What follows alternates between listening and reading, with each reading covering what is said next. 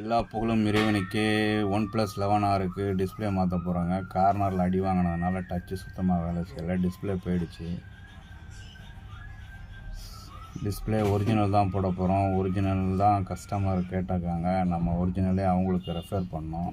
Original போட்டிங்கன்னா நல்லா இருக்கும்னு செட்டை ஓப்பன் பண்ணியாச்சுங்க.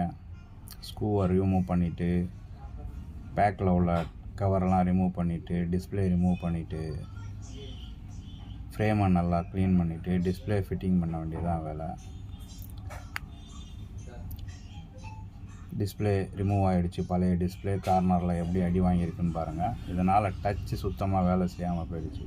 ஃப்ரேமை ப்ராப்பராக க்ளீன் பண்ணிக்கணுங்க. ஃப்ரேமில் தான் டிஸ்பிளே உட்காரும். ஃப்ரேமு பக்காவாக இருந்தால் தான், பக்காவாக க்ளீனிங் இருந்தால் தான் டிஸ்பிளே ப்ராப்பராக உட்காரும். இல்லைன்னா ஒரு மாதிரி தூக்கிக்கிட்டு நிற்கும். இல்லை சென்டரில் எதுவும் பிசர் இருந்துச்சுன்னா டிஸ்பிளேயில் ஒயிட்டாக ரவுண்டாக தெரியும். Display check பண்ணியாச்சுங்க.